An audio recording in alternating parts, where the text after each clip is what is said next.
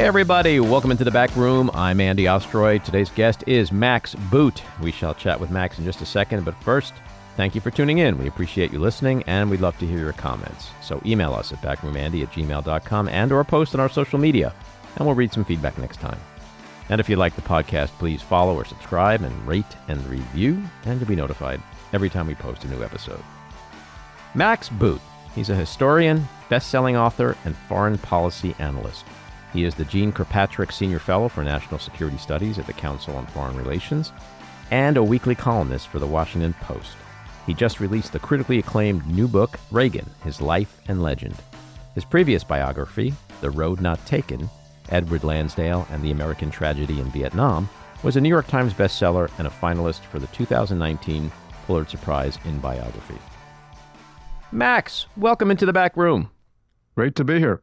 So your new book, Reagan, His Life and Legend, is out to really critical acclaim. You got terrific reviews in the Washington Post, the New York Times, the New Yorker, and elsewhere. Congratulations. Thank you very much. It's great to see after 10 years of working on this thing. It took that long. It took that long. Reagan lived a long time, did a lot of stuff. So it took a while to unravel the Reagan story for sure. So let's talk about the legend of Ronald Reagan. How has it changed over the years, especially as viewed by both Republicans and Democrats in the age of Donald Trump? Well, the Reagan legend has kind of evolved over the years. When he was in office, he was a very polarizing president. A lot of Democrats hated him.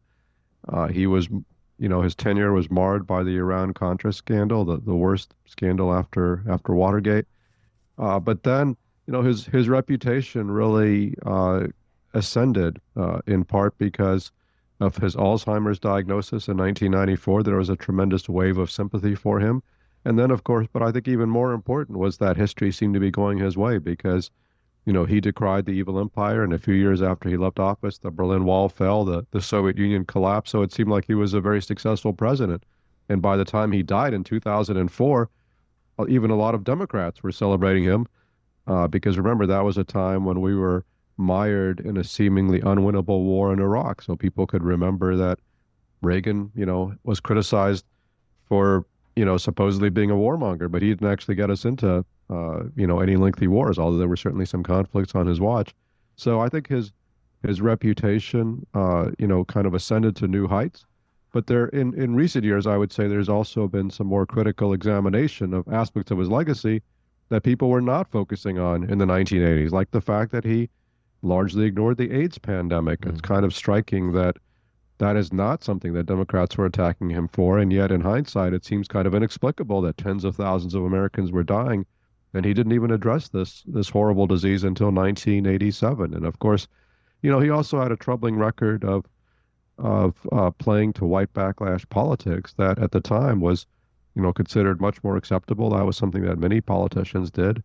And he did it with coded appeals about law and order and welfare queens and states' rights and other things.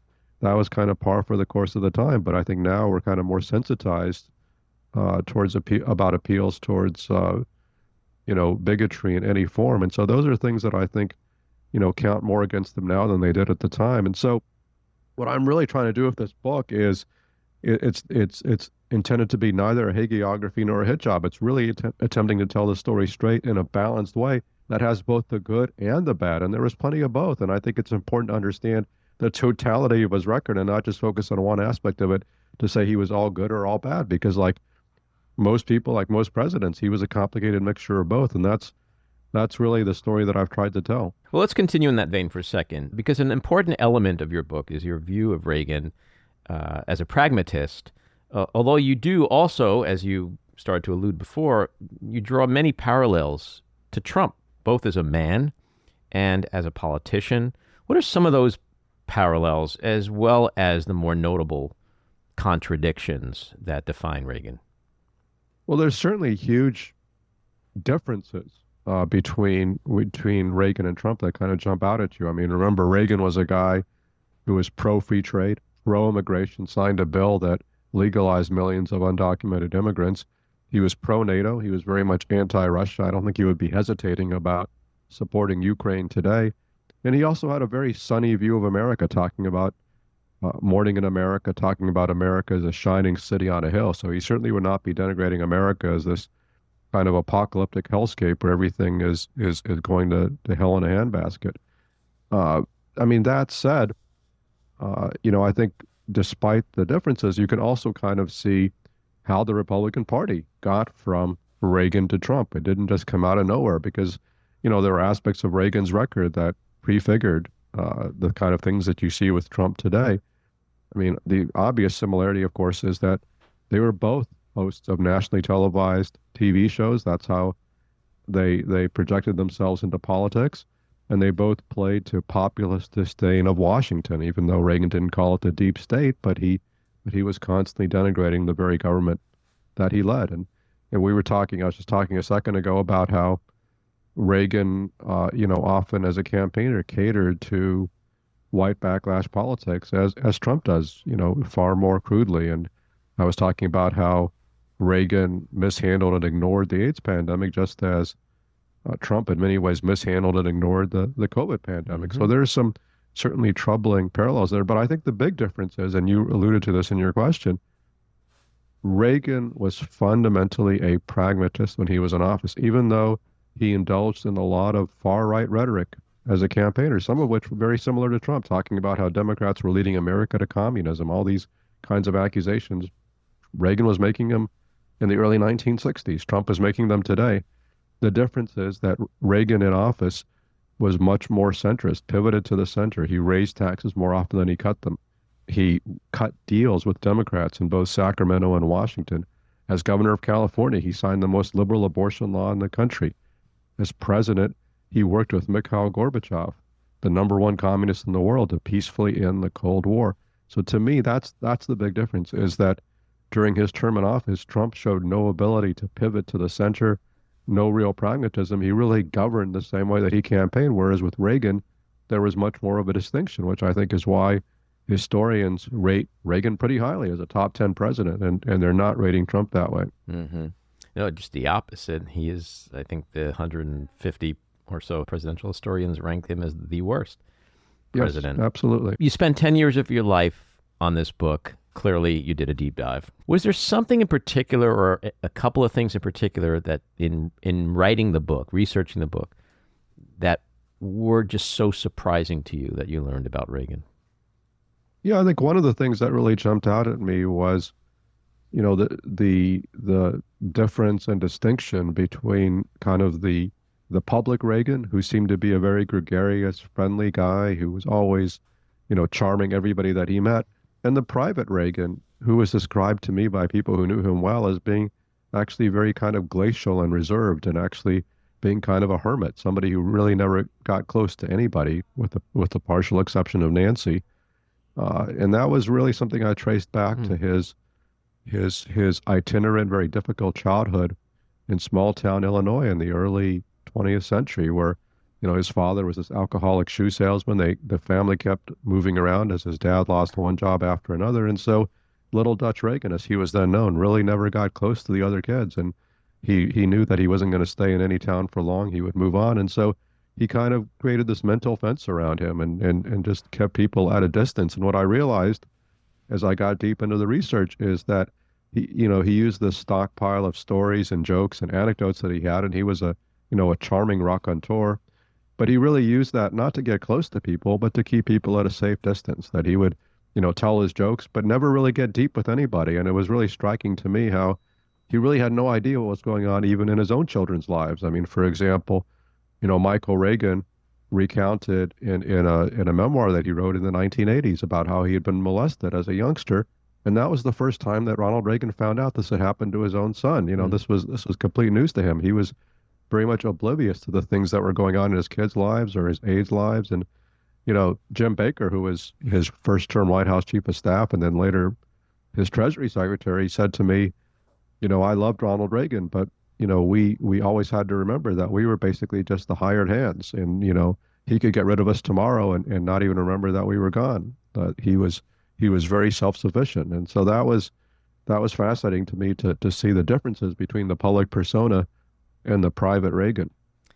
That's really interesting to hear because as someone listening to you, that's not something I understood. In fact, I, like a lot of people, as you stated, saw him as warm, affable, congenial. I assumed he had a million friends. That was the public image that was portrayed.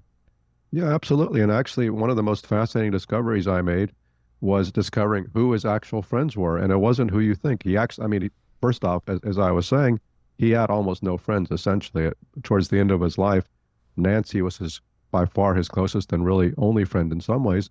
But there were a couple of guys that he was close to, and these are guys that almost nobody has ever heard of. A couple of former California state cops named Barney Barnett and Dennis LeBlanc, whom he met because they were part of his protective detail when he was governor of California. And then later they left the state police and basically went to work as ranch hands on his ranch near Santa Barbara. And I talked to Dennis LeBlanc, and it was a fascinating insight because, he was basically closer to Reagan than just about anybody else. In fact, Reagan's longtime secretary told me that she thought that Dennis and Barney were his closest friends. These were like blue collar guys, and they didn't talk politics. They didn't talk highfalutin ideas. They just chopped wood together and they worked on the ranch and talked about family stuff and kind of guy stuff. And that was actually something that Reagan really enjoyed. That was who he wanted to hang out with.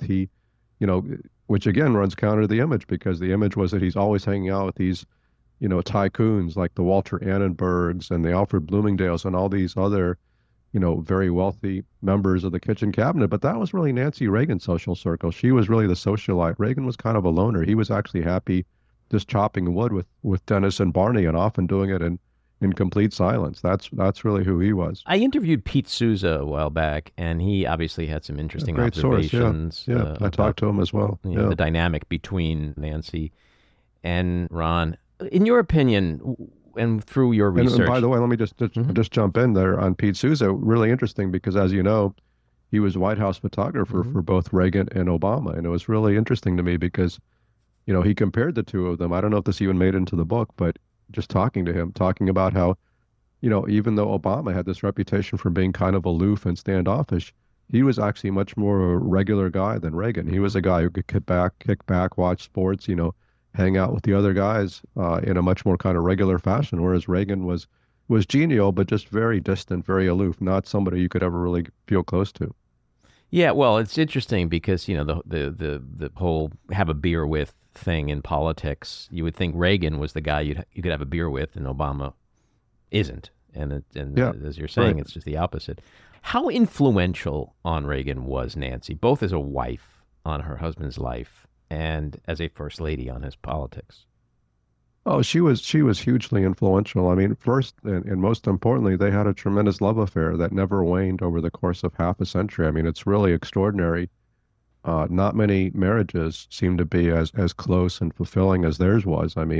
Even when he was in the White House, and if Nancy was gone for a few days, he would be writing in his diary about how nervous and jittery and upset he was that Nancy wasn't around. He wanted her around all the time, and they were always holding hands.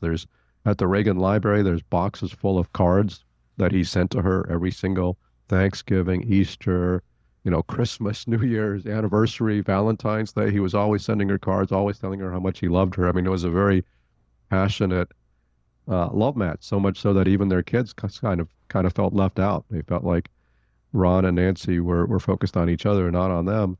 But Nancy was really important to her husband, not just in providing love and support, although that was hugely important, but she was also a very influential and important advisor and she had a very different temperament from his because his outlook was kind of almost Pollyannish. She was very optimistic, very trusting. He kind of assumed that anybody he met had good intentions, and she kind of assumed the opposite. Mm-hmm. Her view was that, she was very suspicious. She was very nervous, very jittery, constantly worried that somebody was going to take advantage of her and Ronnie.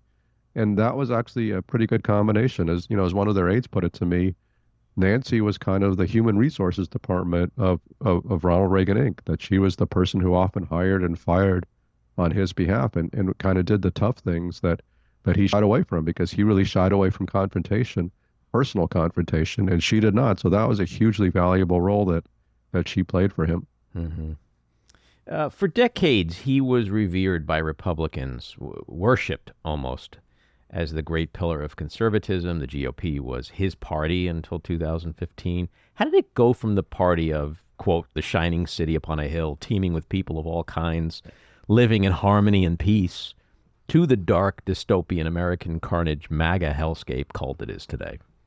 Yep, that's the great question that hangs over this whole discussion, this whole biography. I mean, I tried to suggest earlier that there's discontinuities, but there's also some continuities. But there's no question that, especially on the issue, while Reagan had, a somewhat troubling record, I think, on civil rights, he had a very positive outlook on immigration, which stands completely at odds with, where today's Republican Party is. I mean, I would just say that, I think that these nativist elements, they were always present within the Republican Party, but it was just not what Reagan emphasized. He had a very different vision, and he won over the Republican Party. And I think, in some ways, I would say both Reagan and Trump are kind of a tribute to the power of personality more than individual positions, because it really, I think, what won over the party in both cases and won over a segment of the country in both cases was that they were very charismatic communicators who had very powerful personalities that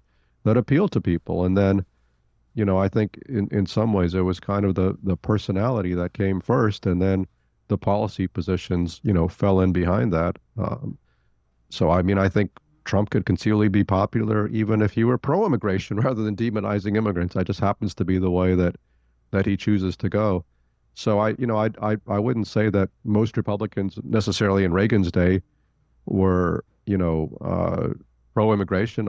I'm not sure that most Republicans today are anti-immigration. That just happens to be kind of the dominant mindset of the party leadership and the people who fall in behind that. But I think, again, a lot of that is kind of accommodating themselves to the person who happens to be the very, popular leader of the party at the time.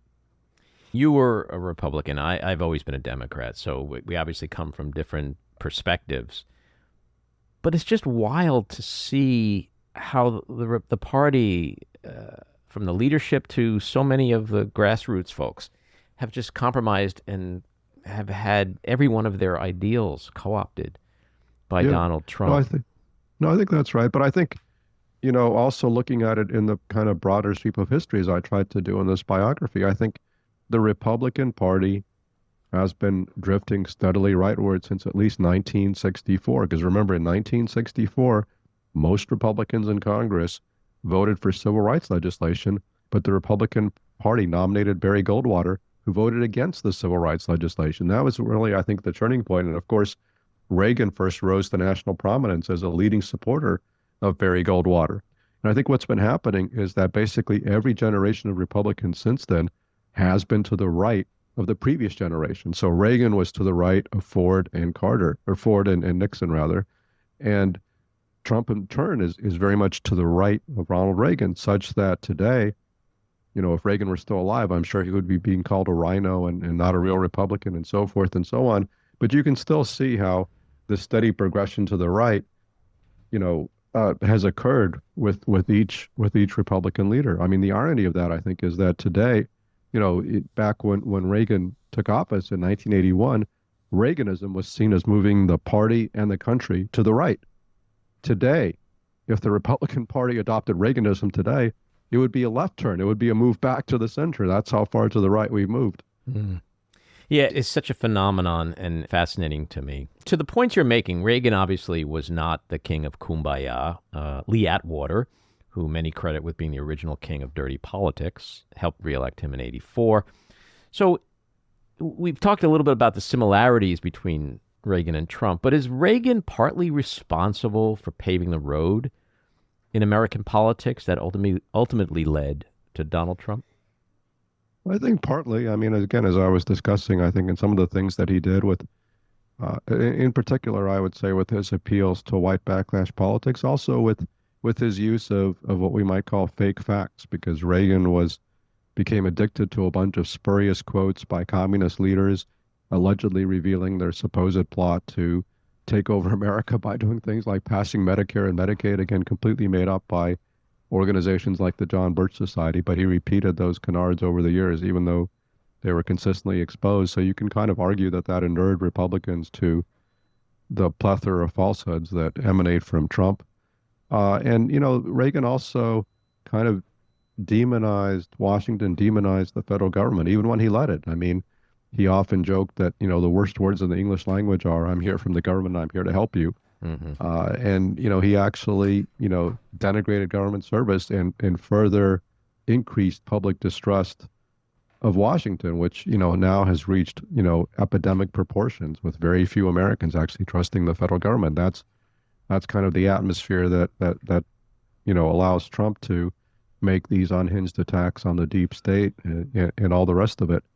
But again, I think at the end of the day, I do think, as I said before, that I think the differences between Reagan and Trump are greater than the similarities, but you can still see how we got from one to the other. So it's no coincidence that Trump literally stole MAGA, Make America Great Again, from Reagan. Yeah, that was Reagan's 1980 campaign slogan. Although, again, remember also in the 1980 campaign, one of the things that Reagan was campaigning on was decreasing border barriers with Mexico. He wasn't talking about building a wall. He was talking about creating what would become known as NAFTA, which Trump called the worst deal of all time. So there's some ironies there, but it's not exactly, the same thing either. Mm. So you were a Republican. And I mean, the final, I mean, on Make America Great, I mean, if you actually listen to what Ronald Reagan said, according to Ronald Reagan, what made America great was actually immigration. He talked a lot about how immigration was kind of the secret of American success. That's the very opposite of what Trump thinks. Mm-hmm. So you were a Republican and an admirer of Reagan. You worked for John McCain, Mitt Romney, Marco Rubio. Was there a particular point in time, or even more specifically, a trigger moment when you decided to leave the party? Oh, yeah, absolutely. The trigger moment was the election of Donald Trump in 2016.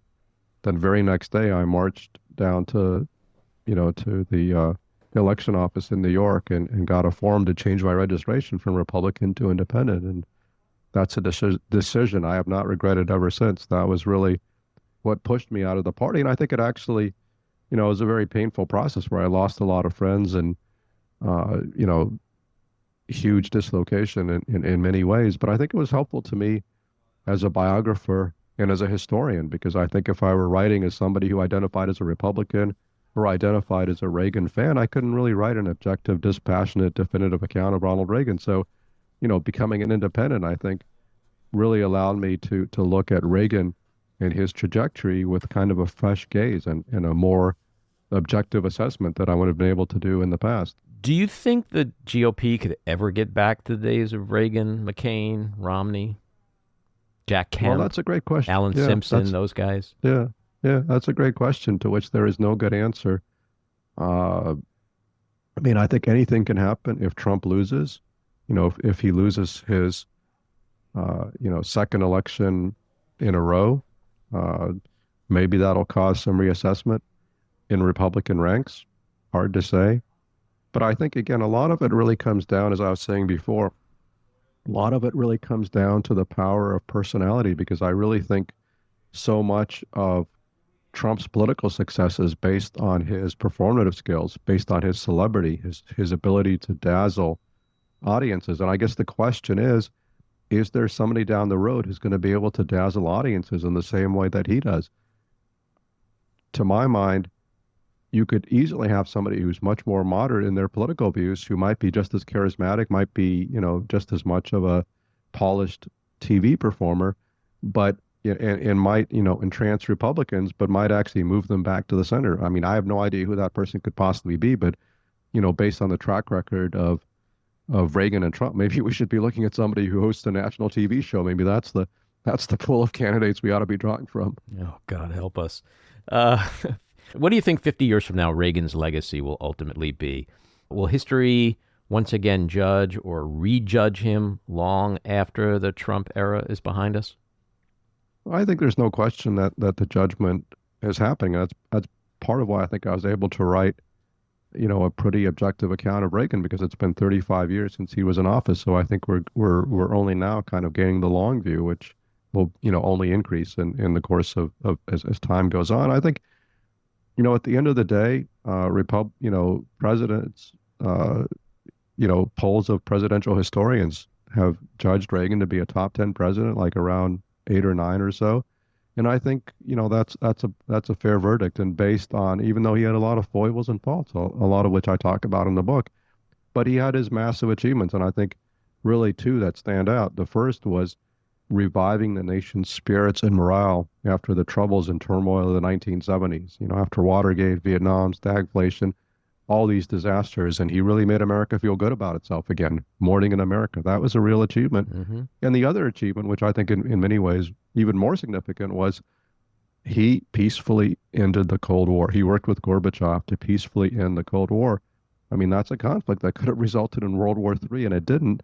And a lot of the reason it didn't was because Reagan was very worried about the threat of nuclear Armageddon, and he really thought it was his responsibility to do something to avert it. And during his first term, he kept wanting to meet with the Soviet leader, but as he said, they kept dying on him, so he never had the summit. And then finally, in 1985, Gorbachev comes to power, a younger Soviet leader in his 50s, a real reformer, somebody who really wants to transform the Soviet system. And Reagan was initially skeptical of him, but was won over at the Geneva summit in 1985 and realized that Gorbachev is somebody he could do business with, even though a lot of right-wing Republicans were still very suspicious of him. But Reagan was sold on him, and I think rightly so, and so worked with him to end Cold War tensions. And I think that's a historic achievement. Yeah, tear down that wall. Those words still give me chills. Let's shift to the current political landscape for a second. What did you take away from this week's debate?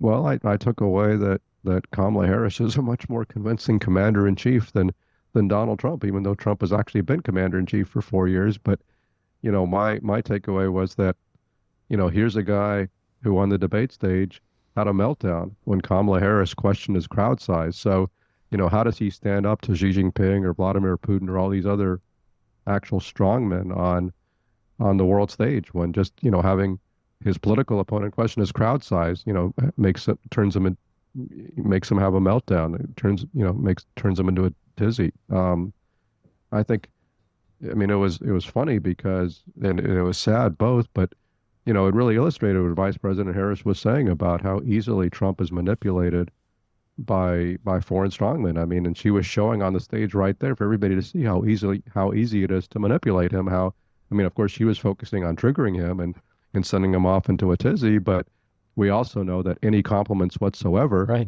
have the opposite effect. And it was kind of bizarre that, he was trying to claim that he is such a respected figure on the world stage. And to prove that, he was citing Viktor Orban, who is this guy who is destroying Hungarian democracy while cozying up to Russia and China. And that was kind of the character witness that Trump cited to show that he would be a better world leader than Harris. So it wasn't very convincing, to put it mildly.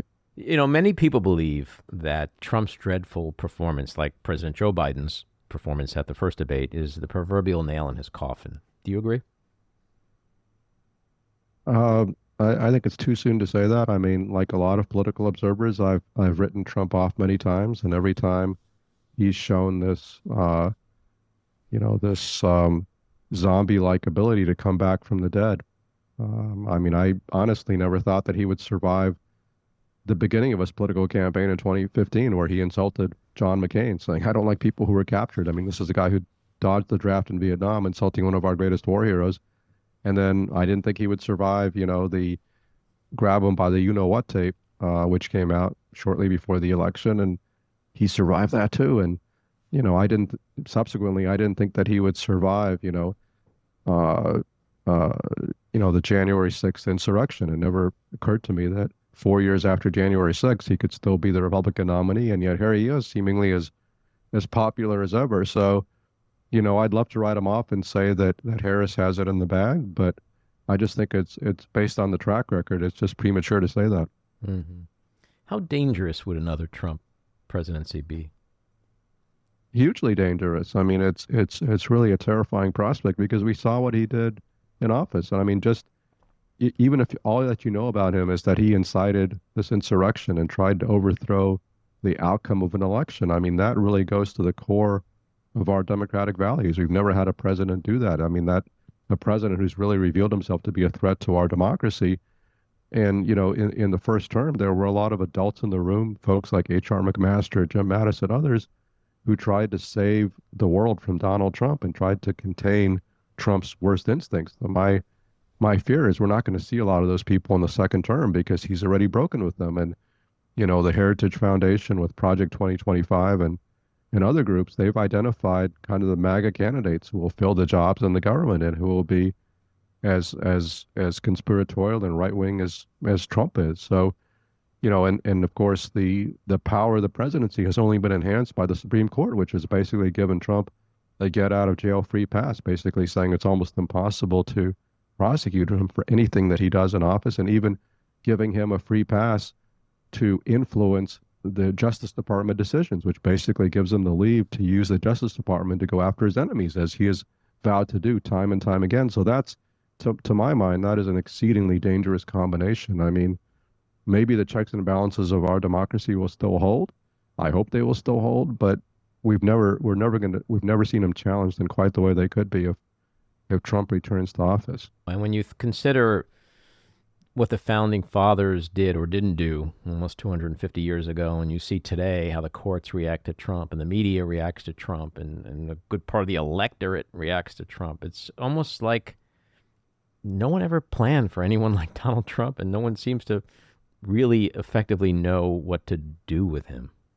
Yeah, I think he's the founding fathers' worst nightmare. I mean, I think they imagined a demagogue like Trump, and they thought that they put in place the checks and balances to keep a person like that in check. But I think that is really being tested in real time, or will be tested in real time if Trump returns to office, because I think what we're realizing is so many of the checks on presidential misbehavior are not actual laws. So much of it is just tradition and the way that things have been done. Like in the past, presidents didn't normally tell the Justice Department what to do, who to prosecute and who not to prosecute. But it's pretty clear that Trump was trying to do that in his first term and will do even more of that in his second term. So, and there's just a huge amount of power that the federal government has, a huge amount of power that the president has, and no president has ever tried to weaponize that power before against his political enemies to the extent that Trump could conceivably do in his second term. How impactful do you think the Cheney endorsements will be in terms of driving voters to the polls? Really hard to know. I mean, it is significant that, to have a former Republican vice president saying he's going to vote for a Democrat, that's not something that happens every day. And it's just a reminder of how many prominent Republicans are either supporting Harris or simply not supporting Trump. And even his own former vice president, Mike Pence, says that he is not supporting Trump. So that's a reminder of how many people who are very conservative are nevertheless very alarmed about Trump. Now, is that going to resonate with a huge percentage of voters? I don't know. But in an election this close, and there's every reason to think it will be really close, like the previous several elections were, it doesn't take much to tip the outcome. So it could be 1 or 2% in one of the 7 swing states. That could make all the difference. So I have to think that the Cheney endorsement will certainly help Harris, and all the more so if Liz Cheney goes out there on the campaign trail and makes the case between now and November. Mm-hmm. What about Taylor Swift, her impact? Well, I don't know, but she's got an awful lot of followers. There's a lot of Swifties out there, so don't diss the Swifties. I think that certainly has an impact as well. That would be sage advice. So my last question, and it's a good segue musically, because people I think know you as a pretty serious guy when they see you on TV, especially, and with your books. So I want to get a little unserious for a second, get a little window into your soul in a way that perhaps no one else has, and music is a great way to do that. So give me your top 5 musical artists of all time. Oh, man, that is tough. Well, I guess I'm a kind of classic rock guy. Hard to go wrong with the Beatles or Billy Joel or the Clash. There's a whole bunch of others, Bruce Springsteen, Tom Petty. Again, kind of showing you I'm not exactly cutting edge. You well, too. You and I have the same music tastes. So. Yeah, that's what I've got on my Spotify for sure. Well, those are all great musical artists. Max, this has been a really fascinating conversation. Again, the book is Reagan, His Life and Legend. Good luck with that. And I hope you come back and chat with us again sometime. Great conversation. Thank you very much. Alrighty, take care. This episode of The Back Room was edited and produced by me, Andy Ostroy. It was co-edited and co-produced by Matty Rosenberg, and co-produced by Jen Hammoud. Our theme song was composed by Andrew Hollander, and our logo was designed by Lengyel. And special thanks to Patricia Wind. Please take a moment to rate and review the podcast, and also follow or subscribe. Until next time, keep your eyes on Washington, Hollywood, and your own backyards, and have a great week.